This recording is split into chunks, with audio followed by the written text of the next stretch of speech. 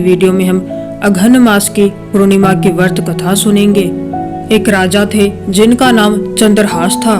वे अनेक प्रकार के रत्नों से परिपूर्ण कातिका नाम की नगरी पर राज करते थे।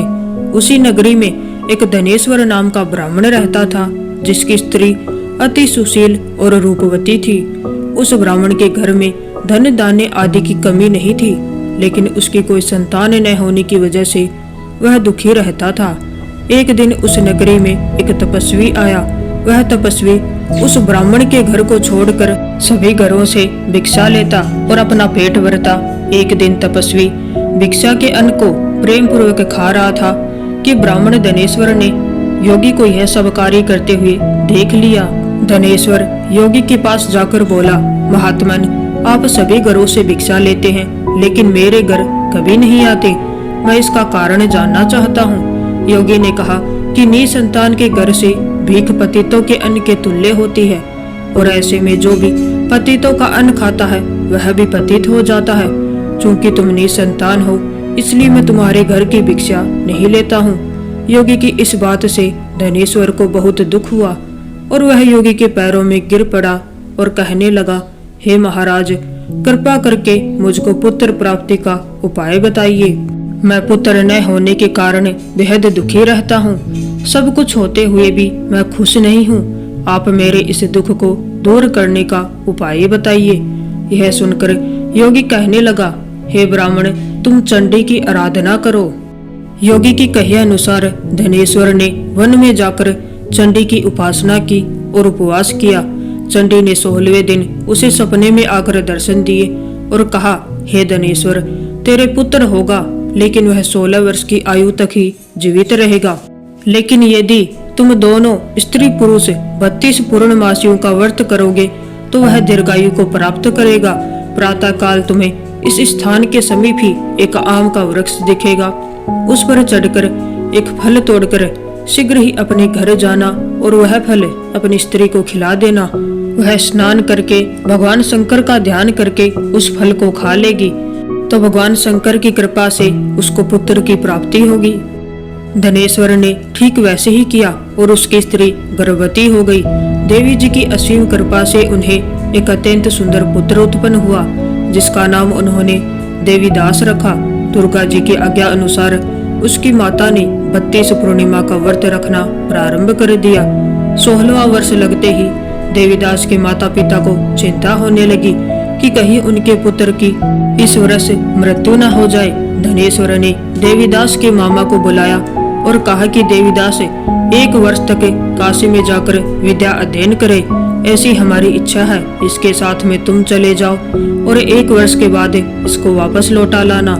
इस तरह देवीदास को एक घोड़े पर बैठाकर अपने साथ मामा काशी के लिए निकल पड़ा।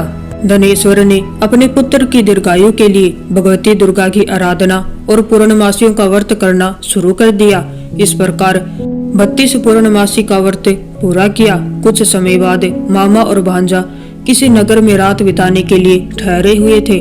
उस दिन उस गांव में एक ब्राह्मण की कन्या का विवाह होने वाला था।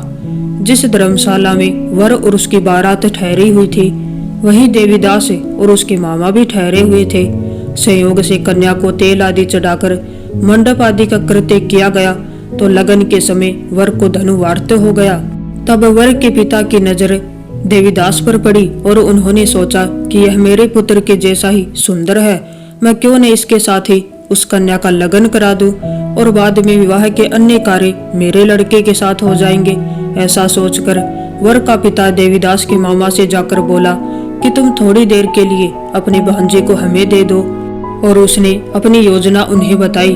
तब उसका मामा कहने लगा कि जो कुछ भी मधुपर्कादि कन्यादान के समय वर को मिले वह सब हमें दे दिया जाए, तो ही मेरा भांजा इस बारात का दूल्हा बनेगा।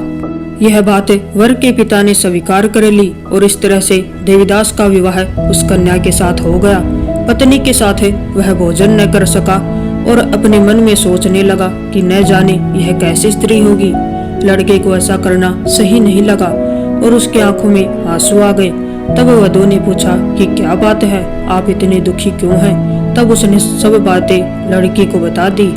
तब कन्या कहने लगी कि अब हमारी शादी हो गई है, देव, ब्राह्मण और अग्नि के सामने मैंने आपके साथ 7 फेरे लिए हैं, इसलिए अब आप ही मेरे पति हैं। मैं अब आपकी ही पत्नी रहूंगी, किसी अन्य की नहीं। तब देवीदास ने कहा, ऐसा मत करिए, क्योंकि मेरी आयु कम है, मेरे बाद आपकी क्या गति होगी। इन बातों पर जरूर विचार कर लें। परंतु वह दृढ़ विचार वाली थी, बोली कि जो आपकी गति होगी वही मेरी गति होगी। इसके बाद देवीदास और उसकी पत्नी दोनों ने भोजन किया। प्रातः काल देवीदास ने अपनी पत्नी को एक अंगूठी दी, एक रुमाल दिया और बोला, हे प्रिय, इसे लो और संकेत समझकर स्थिर चित्त हो जाओ। यदि मैं जीवित रहा तो उसे वापस आऊंगा, वरना समझ लेना कि मेरी मृत्यु हो गई है।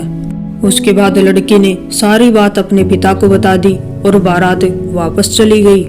इस प्रकार देवीदास काशी चला गया। कुछ समय बीत जाने के बाद काल से प्रेरित होकर एक सर्प रात्रि के समय देवीदास को डसने के लिए आया, परंतु वहां पर व्रत के प्रभाव से वह उसको काट न सका, क्योंकि पहले ही उसकी माता ने 32 पूर्णिमा का व्रत पूरा कर लिया था।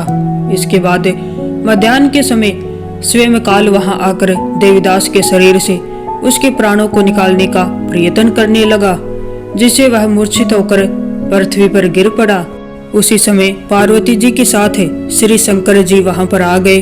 उसको मूर्छित दशा में देखकर पार्वती जी ने भगवान शंकर से कहा, हे महाराज, ये वही बालक है जिसकी माता ने 32 पूर्णिमा का व्रत किया था, जिसके प्रभाव से इसका मृत्यु दोष कट गया। भवानी के कहने पर भगवान शिव जी ने उसको प्राण दान दे दिया। इधर उसकी स्त्री उसकी प्रतीक्षा कर रही थी। जब 16वां वर्ष व्यतीत हो गया तो देवीदास अपने मामा के साथ काशी से चल दिया और वह कुछ दिन बाद अपनी पत्नी के घर पहुंच गया। लड़की के पिता ने खूब धन के साथ अपनी पुत्री को उसके साथ विदा कर दिया। तो इस प्रकार पूर्णिमा का व्रत पुत्र पौत्र और धन धान्य देने वाला है। तो हर स्त्री को पूर्णिमा का व्रत अवश्य ही रखना चाहिए।